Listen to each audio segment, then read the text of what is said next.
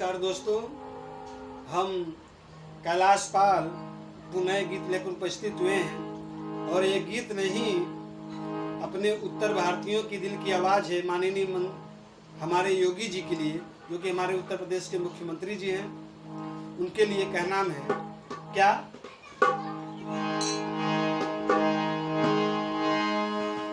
कि हमारे योगी जी, हमारे योगी जी, अरे हाथ जोड़ के जनता करे पुकार, हमारे योगी जी।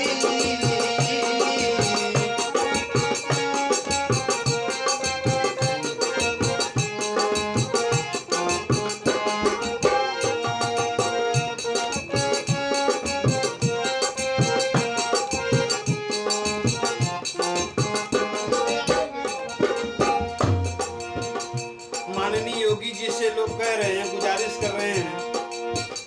कि मंत्री जी आपसे यही हाथ जोड़कर विनम्र निवेदन है, क्या पेटवा खातिरी साहब जी बॉम्बे आयल रहनी,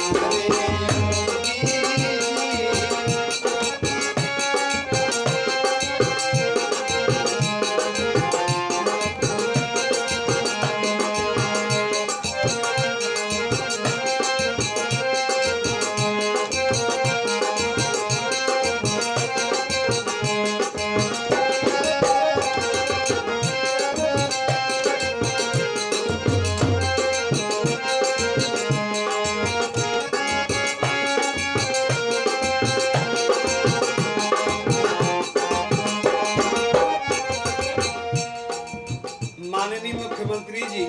हम लोग पेट के लिए इस बॉम्बे शहर में आए थे, लेकिन इस कोरोना नामक जो बीमारी फैली हुई है, जिसके चलते लॉकडाउन लगाया गया, इस लॉकडाउन में हम सब फंसे हुए हैं और इस मुसीबत के समय में आपसे कहना है हाथ जोड़कर, क्या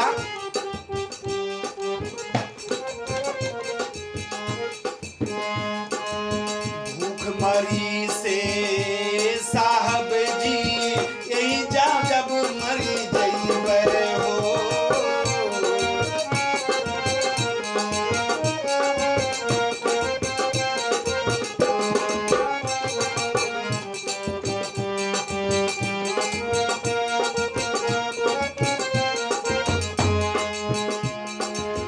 बाबू माई के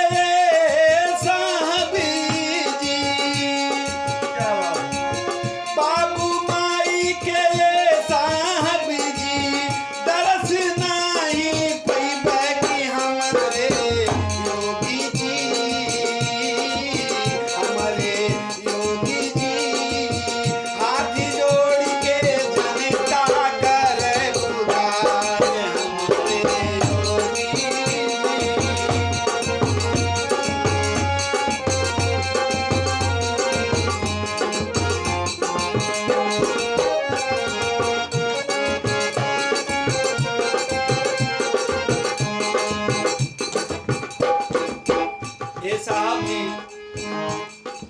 लगता है ये कोरोना कम होने का नाम नहीं ले रहा है और बेरम-बेर लॉकडाउन बढ़ाया जा रहा है। लेकिन अब यदि लॉकडाउन बढ़ाया गया तो यह निश्चित है कि भूखमरी से यहाँ पर हम लोग मर जाएंगे और माता पिता से भेंट नहीं हो पाएगा। कहना है का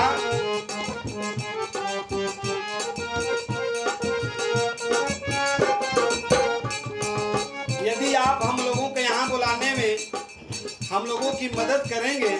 अपने प्रांत में बुलाने में, अपने देश में बुलाने पर। तो क्या नाम है,